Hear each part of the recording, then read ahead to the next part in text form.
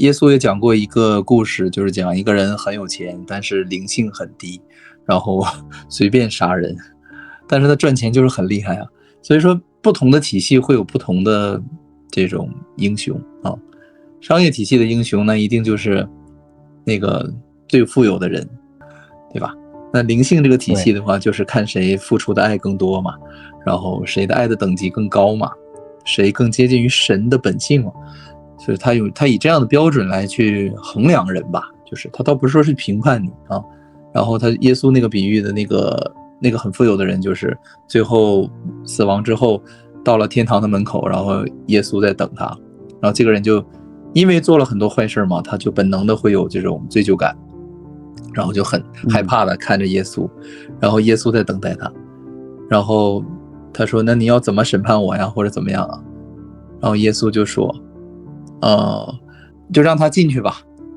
他已经得到了他的记住了教训了嘛，就这个意思，就没有任何的惩罚，只是他自己做了亏心事，他自己内心有愧疚，这件事情本身已经就相当于惩罚他了。耶稣就是这个意思啊。但具体的词我忘了，就是他已经记住教训了，就是这个意思。对，其实那些愧疚感都是自己弄，但是有的时候呢，人他会因为一些不存在的事情而愧疚，就是愧疚感这个东西真的就是你说是好事呢还是坏事呢？我觉得就是对于坏人来说是好事，对于好人来说是坏事，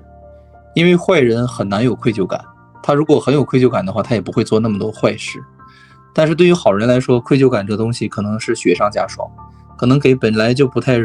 顺利的人生增加了很多这种自我攻击啊，或者说内耗的这种理由吧。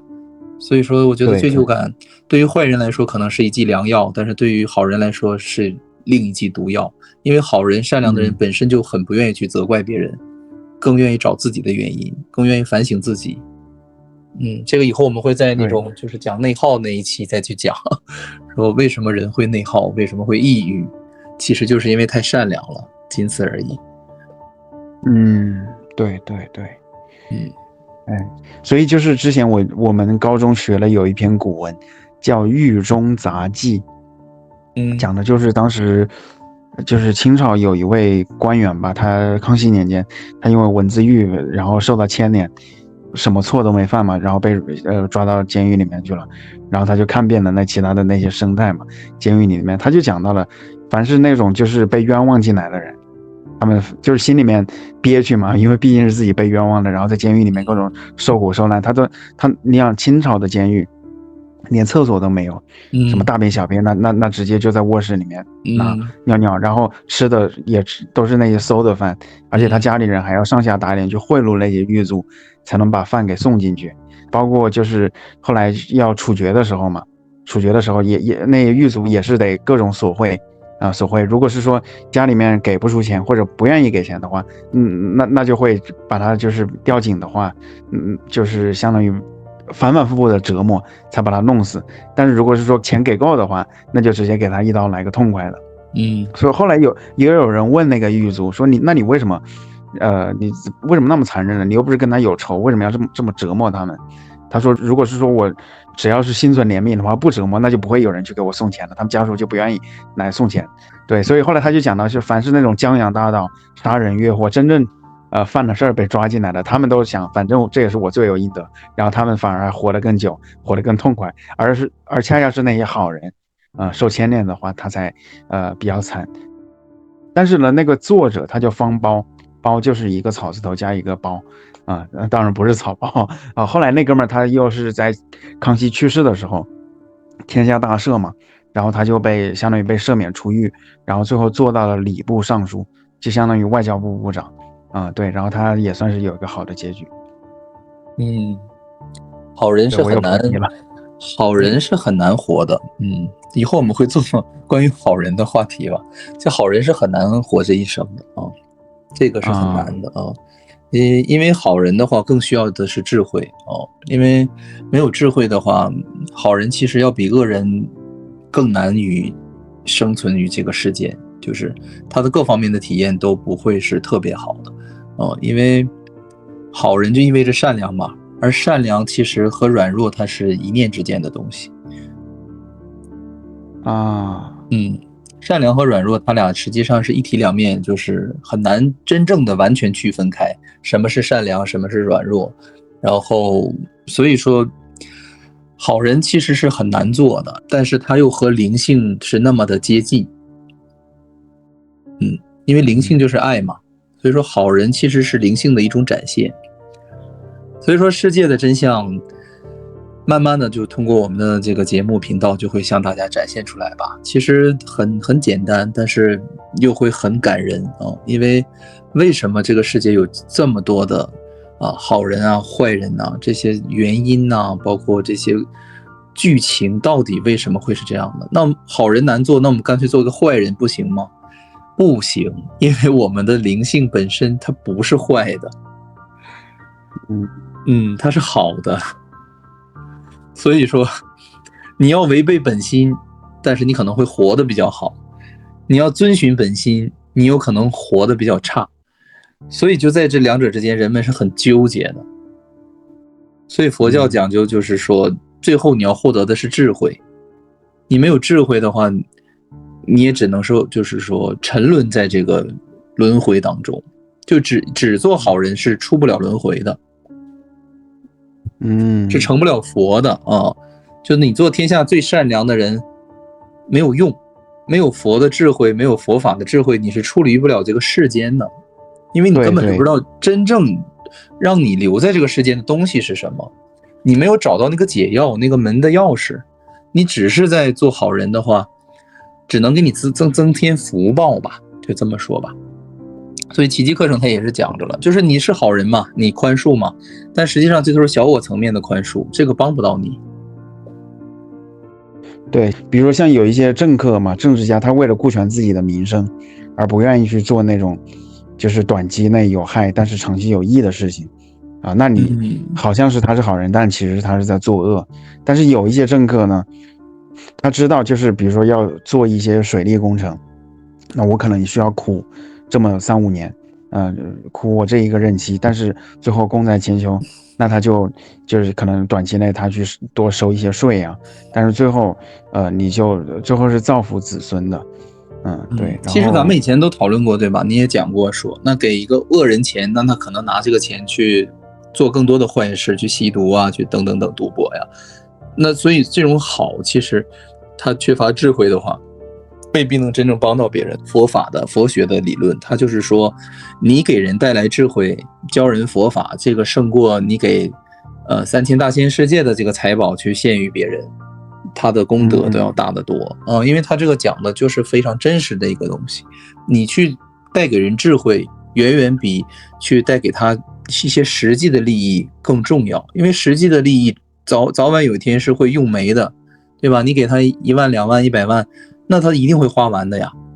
但是你带给他智慧，你带给他智慧的种子，你去给他讲法讲经，就算他再愚笨，他今生今世只学会了1/1000，那么以此类推，1万年之后不是1万年，1万世之后，他是不是就掌握了这个东西了？他有一天他就能处理这个世界就是即使是再小的佛法佛学，你去讲给别人，让别人去理解，这个都是巨大的功德，和你去布施什么衣服吃的穿的这些都要重要的多。但是肯定有一派声音是反对这种理念的，他觉得你说的那些假大空的东西是帮不了人的，只有我们这种实际的做慈善做医疗才能帮到别人。这种想法也没有问题，也可以，就是不同的阶段而已。对对对，因为你只要去帮助别人都是没有错误的，都不需要去区分这个东西。就从我的角度是这样的，就是我不会说我去宣讲佛法的人，我就会说你去做那些物质层面的东西是没有意义的。我觉得也是有意义的呀，它帮助的是物质层面的东西，但是我又能完全理解佛所说的这个内层其背后的这个含义，就是佛看的是更长远的事情，他不是只看你这一生或者这10生，他看的是永恒的这种角度，什么才能真正的帮到你。对，哎，这个我觉得这个有点超出我认知范围。你要说10升以外的话，这个因为我们的视角就是非常的狭窄，所以需要很多的故事和比喻去警醒世人，因为人们是在这种麻木不觉醒的状态下，是被世间的种种万物牵扯着走的。我们已经被迷入了，我们是无法就是说简单的醒过来的。换句话说，其实你我他并没有真正的醒过来，我们只是在梦中说这些东西而已。但是我觉得就是说，我们可以去学习一些已经醒过来的人啊，比如说佛陀耶稣啊，比如说江湖姐采访的那个克拉克呀，他已经觉醒过来了嘛。那这样的人，他宣称自己已经醒过来了，那我们就去相信他就可以了。你去怀疑他，你不相信他，你也得不到什么，其实你只是又回到这个世间而已。这个就类似于什么呢？就是有一个人他告诉你，我已经出离了宇宙，出离了世界了，然后我告诉你一条路，我是这样走的，你也可以这样走。那么如果你觉得活得很舒服很快乐，你不想离开这个世界，那你就当他，对吧？什么都没说。那如果你是有一点点出离心的，你是有一点想离开地球，想离开宇宙，不想去活这样肉体人生的话，那你就按照他说的方法去试一试，就是这样。我记得你说这个，对，就是相当于你要我们要站在前人的肩膀上，对，而不要自己再去试一次，那相当于浪费嘛。你说这个，我想起来有一次我在印度去旅游的时候，相当于在印度中南部的有一个城市，好，然后那城市那个市中心有一个很大的一个中央公园，然后有那种玻璃屋子，然后里面种了很多那些热带的一些一些盆栽呀、植被呀。好，然后那个时候是大概下午5点，日落前大概几十分钟，半个小时吧。好，然后我跟我有一位印度的藏族同学嘛，然后我们在准备就进去，结果突然有一位大叔就拦着我们了，他说千万不要往那边走，他说那里面就是晚上治安会很混乱，有一些有一些飞车党，他们直接就是骑着摩托车去抢别人的包，抢别人的手机。如果你不给的话，他直接拿刀捅。然后他说前几天就有一位女性就被捅死了。然后他说，当然他是用那个印地语跟我的藏族同学说，藏族同学他听得懂嘛。后来藏族同学他跟我说是要不回去吧。然后那个时候我就在怀疑，我说那他会不会就是不希望游客去打扰那中央公园，他编这个故事来骗我们的。但是后来还是宁可信其有不可信其无，然后我们最后就回去了，就没有走进去了。反正有时候在印度确实是你会遇到有一些好像是爱多管闲事，但有可能他是很善良的一些路人，他说你不要往那边走啊，很危险的然后因为我没有往那边走，所以我到现在我也不知道那是不是真的。那如果你知道那是真的了，对你来说有什么好处呢？就是如果他真的是想骗我的话，那最多我的损失就是就相当于少看了一些风景吧。但如果是说他没有骗我的话，那我的损失就可能是我的小命了。对呀，所以你想去了解那个真相吗？用你的生命做赌注，以身试法。对，所以说其实是相同的道理。佛已经说了，我们的世间是种种苦嘛，他也给你列举出来了。那我们听不进去，也不相信。然后佛说，那你处理这个世间之后，你得到的种种乐嘛，然后我们也不相信。然后佛就是觉得说，那这个就随缘吧。那就是我已经把能说的、不能说的，你听得懂的和你听不懂的，全都讲了个遍了，而且是用各种各样的比喻，这种方法、善巧的方法去讲各种各样的经，就是听不进去，那也没办法。所以说，轮回这件事情吧，就是一个个人的选择，我觉得，即使很多人觉得我想处理。但是可能也是就是一时间的一个想法，并不是他整个一生贯穿的一个想法。所以说这个想法不够坚定的话，最终还是没有处理，或者处理得很慢的话，那也是一个必然。只能说你想得到一样东西有多想，你才能以多快的速度去得到它吧。你要花多少的这种实践啊、努力啊，去得到它。这个东西，你在没有得到之前，你永远是无法完全去相信的，或者说，怎么说，把它变成你的现实吧，就这么说吧。因为我们现在已经完全离开了天堂了嘛，然后天堂也已经变成了一个消失的记忆了，所以你现在去谈天堂、谈涅槃，就觉得就是胡扯嘛。但实际上，这是我们遗失的东西，这是我们真正应该回去的地方啊，真正能够离苦得乐的一个永恒的一个家乡吧。对对，哎，那我们就是我们人的这个意识啊，它是什么时候从天堂来到人间的？是说那个就是精子跟卵细胞结合的那一刻，还是说就是怀孕的那几周之后，在子宫里面，还是说出生的那一刻？不是的，就是你要是说怎么样从天堂分裂出来的话，这个就是奇迹课程的它的一些核心内容了。它就是跟你讲你的这个所谓的个体的灵魂意识是从何而来的，这些它都有明确的去跟你讲。但是你就像听神话故事一样，也可能很多人不会相信吧。但我觉得不相信这个开始是不重要的，你只需要去感受他所说的你现在所处于的状态是不是符合他描述的，我觉得这个就够了。就是你怎么来的不重要，你怎么回去是最重要的。现在问题是就是回到刚才我们说的那个，你刚才说泰雅天说作者说他能跟经去沟通吗？那你觉得这件事情是真的还是假的？我觉得是真的假的不重要，而他想通过这个表达的那个意思、那个道理才是最重要的。有道理。也就是说，在你没有真正去和鲸和海豚能够沟通的时候，你怎么去跟那些没有体验过这些东西的人说？他们实际上不会相信你的。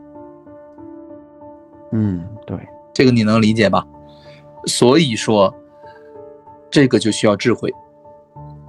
什么是智慧？智慧就是你要去选择性的相信一些人，相信那些真正能带给你帮助的人，而不是去相信那些能给你带来更多的枷锁、更多的痛苦、更多的负能量的人。我觉得这个也是一种智慧，选择的智慧。因为整个奇迹课程也一直在讲心灵的选择，心灵的力量，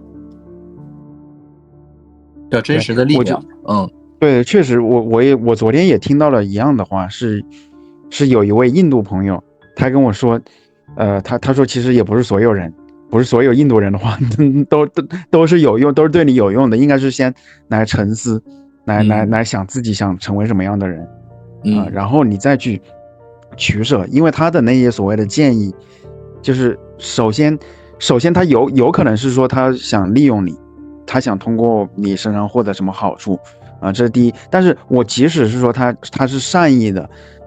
但是他的那个建议也是在他的那个就是通过他过往的经验，他的认知范围内他来给出的，也并不一定真的是说是自己想要的。所以就是说就是我们首先还是说得那个回到那个最本源的问题，我们想成为一个什么样的人10年后我们想成为一个什么样的状态，然后再基于这个我再来选择，再来取舍现在当下的每一个那个决策吧。就是说在我看来的话，我觉得智慧是拥有很强的洞察力。就是什么是洞察力呀？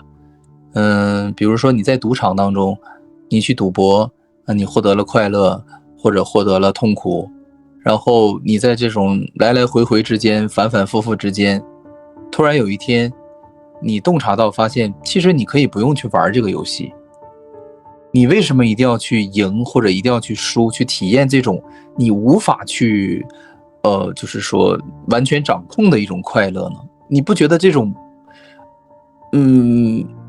无法掌控的这种快乐其实本身它并不是一种真正的快乐吗？就是这种洞察其实就是类似于佛法的这种发心，就是菩提心，是一个道理。就你有没有观察到这个世界其实它给你带来的这种种种的快乐和不快乐，就是像在赌场当中是一样的。你是身不由己的。就像一个概率游戏一样，你不停的在掷骰子，你不停的在掷一个硬币，那么正面你就快乐，反面你就痛苦。那你觉得这个游戏本身不是很疯狂吗？对，这个世界太疯狂，大浪掀翻小池塘。对呀，奇迹课程通篇在讲这个世界的疯狂，就他不停的在强调世界如此疯狂，但是人们因为疯了，所以看不出来这个世界是疯狂的。对，这个就是很有意思吧？就所以佛的意思就是说，佛陀的意思说，你必须要有智慧，你才能意识到这个世界的疯狂。他不用疯狂，他说的是苦啊，就他在跟你讲世界是苦。对，所以我那位就是藏族同学嘛，他跟我说，他说就是学佛的话，一开始就是读大悲咒，那是增加那个慈悲心、同情心，然后再就是读心经来开启智慧。如果说一个人他光有智慧，但是没有同情心，那很危险。如果只有同情心，但又没有智慧的话，那就很愚蠢嘛。其实你也是被选召的孩子，你去印度啊，你认识这些人呢，都不是凭空发生的吧？就是你有很多的助缘，你也是就是说被挑选的吧？你有很多好的缘分在给你这些东西，超乎常人的这种助力。你的辅助太多了啊！你能去印度都是你的人生剧本的很重要的一步吧？就是我能想到的就是这些，就是你注定是要被开启的，但是你依然可以选择去拒绝。对，别人给你这么好的东西，你也可以不要。你永远有这个自由意志。我觉得你过奖了，这个像你就是比如我那位藏族人的啊，没有人会随随便便去印度这个国家去留学的，然后去怎么样？这个缘分是很大的。我就不认识第二个人去印度留过学，所以说这不是一个大概率事件，这是一个很小概率的事件。所以当时那个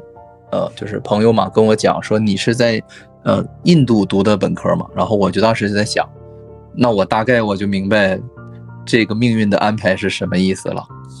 我明白圣灵的安排了。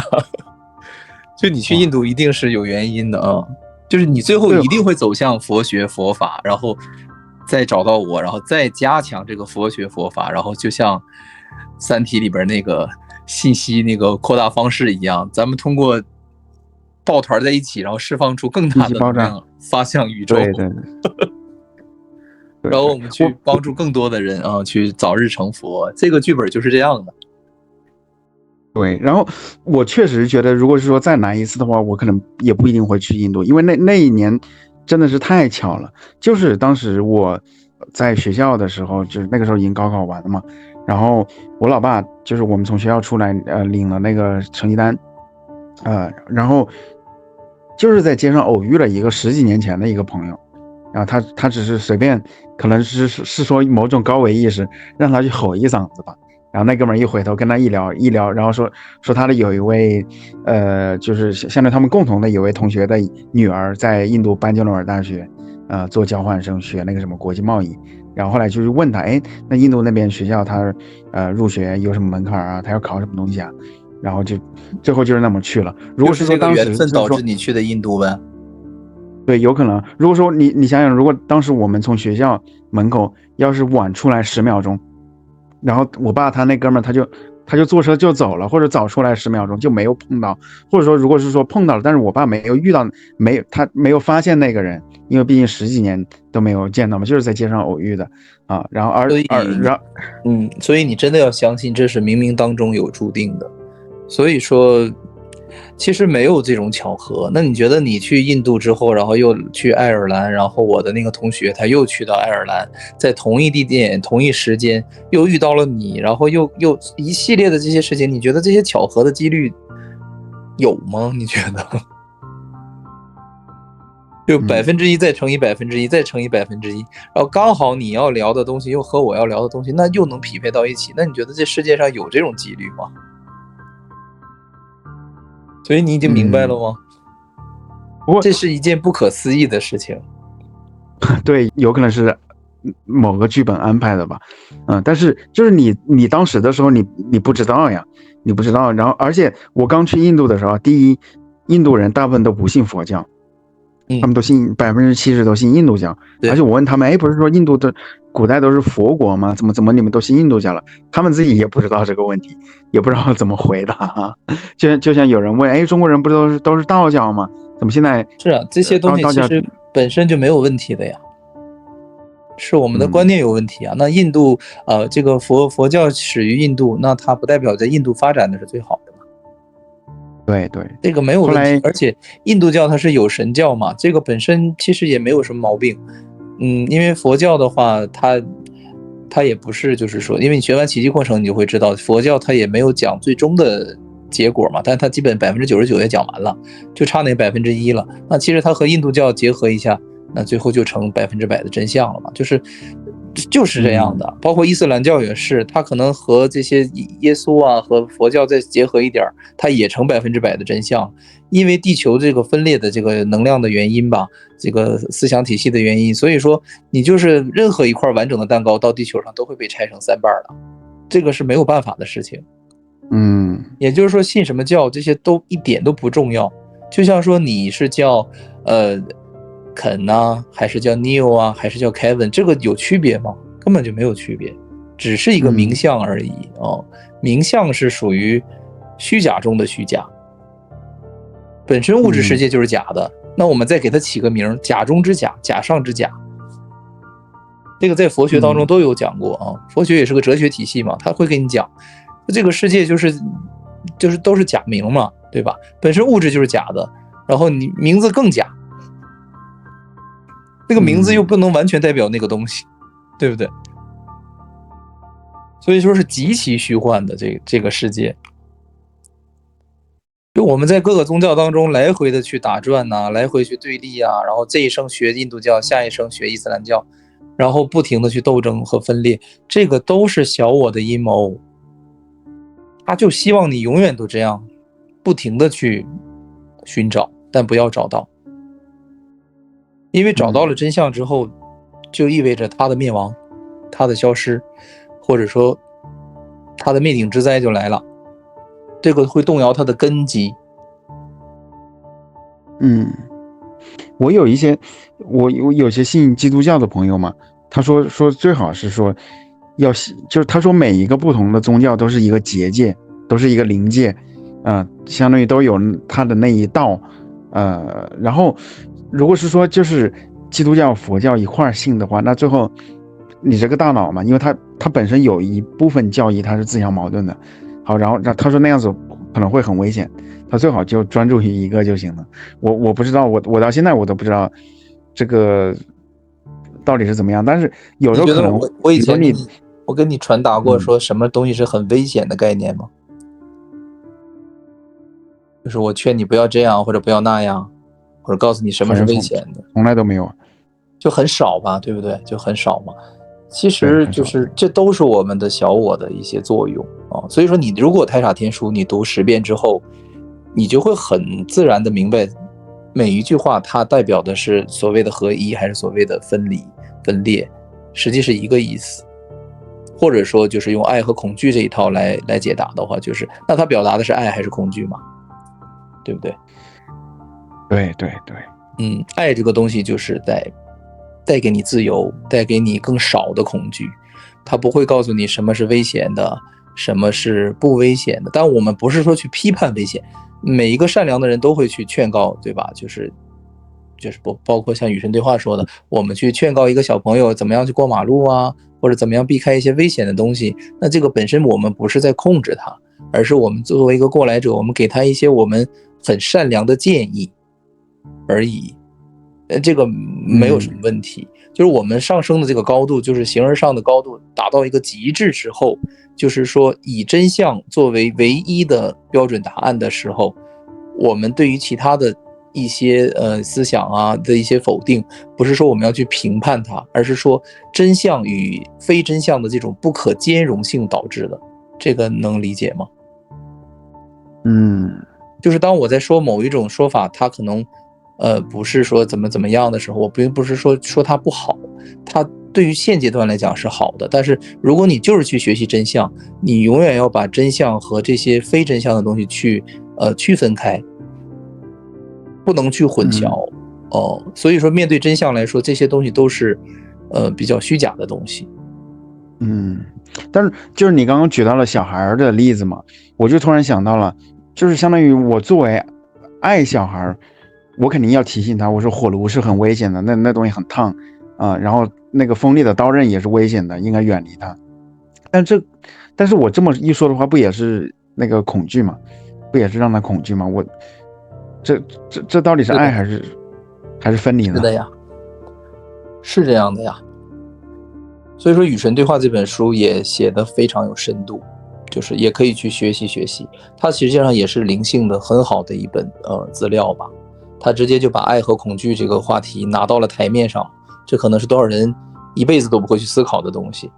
它直接把这个终极话题拿到了台面上去讨论嘛，然后还举了这些具体的事例。其实就是从最高的角度去看一切的时候，他的这个解答一定是具有挑战性的，就或者说是反人类的。因为从最高的真相来去理解这个世界的话，全是颠倒的，全都是颠倒的，全都是反常识的。所以你看太傻天书实际上已经写得很婉转了，他是怕你读不下去，他才把一些那种让人惊掉下巴的话藏在里面，然后反复的去提到。实际上他是非常反常识的，他是不让你去提前去就是规划呀，或者说很多东西的，他是让你处于一种很自然很放松的状态下，就很傻的一种状态下，他不让你去准备任何东西，就是带有恐惧的去准备任何东西。它里面说到了什么很疯狂？不是很疯狂，其实我不要把它理解成疯狂，我把它那个结合一下吧，就是还是和这个上师说的，就是告别苏婆的上师里面说的这个做一个正常人，这个来结合一下吧。就是没有人去不建议我们做一个正常人所有的上师啊，包括太傻天书作者也是建议我们还是正常就好，不用很疯狂的去实施这些灵性的观念。不用去这样，除非有一天你真的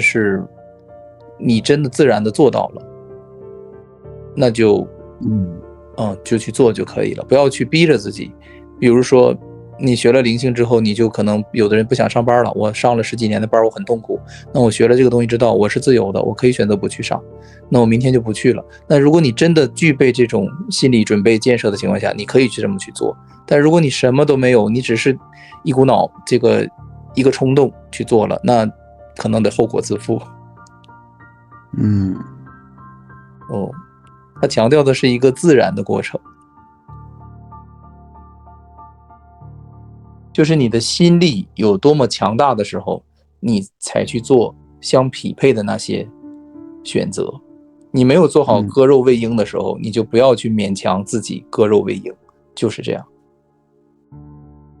对，就是每个阶段有每个阶段的，就是不同的一些责任。对，选择对。好，重新开一下。还有5秒啊。然后你说到割肉喂鹰的话，我想到有一个印度的一个神话。我们刚刚聊到了鲸鱼和海豚的话，我已经就是单独做成个文件，然后我又重新开始，我要不然怕你太长不好弄。他最后是不是视频啊？就是你录的时候，那次我准备录我想录音频，结果他只能录视频。我把我的软件给你们，到时候你试试，它就是一个专门录音频的一个软件。你不是在腾讯会议上录的，因为腾讯会议它其实也可以自己录自带的，它有那个录音的功能。那我不知道，我用的是一个就是录你播放的所有声音的那样的软件，因为我平时有很多的 MP3 什么弄不下来的，我需要用它给录出来你在吃夜宵吗？你吃点水果，就是它是反正只有电脑版的这个软件啊，就是需要用电脑去开着，然后把电脑里所有的声音都能录下来。那挺好的，挺好的。那个就是腾讯会议的话，它后台可以录音，然后如果是那样子的话呢，那样子的话就是那就没有40分钟的时间限制了。不过要剪的话，如果没有限制，你也不知道它是好事还是坏事。不是这个逻辑。40分钟的限制是腾讯会议超过2人的直播间，它就会变成这样的，是因为你们是2个人，所以它没有限制。我现在是超过3个人的原因，我有一个第三方，我在电脑上又在录音，是这么个原理。那个因为腾讯，如果你不用电脑的话，就直接2个人用手机的话，你就可以2个人不限时的去聊啊。我不是我这个软件有40分钟，我这个软件录4个小时都可以，是因为腾讯会议我不是有个第三方的软件嘛，那个账号嘛，在登录着嘛，对，原因。但是其实40分钟也挺好的，你有点限制的话，也是能精简一些啊。对，上一次跟 Neil 聊没有限制，结果后来剪片的时候超级费劲儿，我都不知道该怎么命名，想标题也是那个，对，就是因为我们也不是说有控场的那种的嘛，所以说有个限制也是一个节点嘛，其实也是个好事。对，而且那个标题啊，我后来觉得，如果是说你能够想到一个稍微简洁一点，但是又跟视频的聊的内容高度相关的那么一个标题，那它会就是相当于它第一能够服务到观众，它能够让就是观众他比如说想了解清醒梦跟出体的区别啊，或者了解祭祖和那个祖坟的那些区别，那些真相啊，就是它能够方便他更快速的找到那个视频，但是我也不知道就是该想什么标题，就是因为我们一开始做内容的时候就没有去提前做一个比较针对性的这种大纲其实所以说未来的话，我们做东西的话，其实应该更精细化一些，然后更就是说有主题性一些，然后要不然你视频的内容的质量，那很多人会觉得太乱了，他就欣赏不来嘛。所以说可以有针对性一些，但是其实我们聊的还是这些东西就是不要总去跑题。跑题的话，有一些人会觉得很扫兴，他会觉得那我是冲着这个话题来的结果你不停地聊别的，我就想骂人，就这种感觉。不是，其实是这样子，他在网上面键盘侠嘛，你在网上面打字，你可以张口就来，但是如果是同一个人，现实生活中，他反而还会客客气气的。是的，就是你要知道，就是他远程的话，而且人都是这样的，对，要顾及到面子嘛，见面3分情嘛。网络是很残酷的，是血淋淋的，就跟网游是一样的。现实中玩游戏人不会这么充满抱怨的，但网游呢，真的就是破口大骂。对，哎，我记得有一次那个就是我记得我之前在印度读大学的时候，有个室友，他也是中国人嘛，然后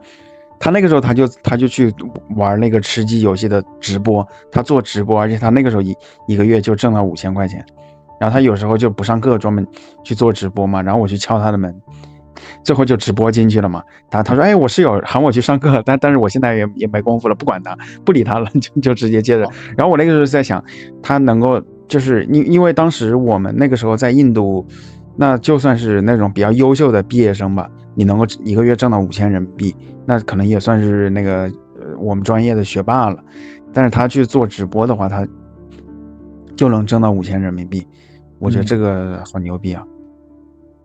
有的人就是很有能力去赚钱嘛。对，这也是一个迷思啊。好，非常感谢啊！剩下的章节呢，我们会在下周更新，请订阅支持一下吧，让我们幸福喜悦吧。因为我们如今正在经历的疯狂，实际上是一种幻象，它逼着越来越多的人觉醒。可是呢，我们也要同情那些没法觉醒的人，因为世间的种种现象啊，造成了我们个体与灵魂的分离。我们会在螺旋上升的水晶上继续我们意识的进化。我们正在获得内心的勇气，将自己交给了灵魂，迈向了完全未知的领域。我是谁？我来到这个世界上究竟要做什么？进化的新阶段已经开始，意识到无限的爱会让我们开启一场前所未有的灵魂旅程。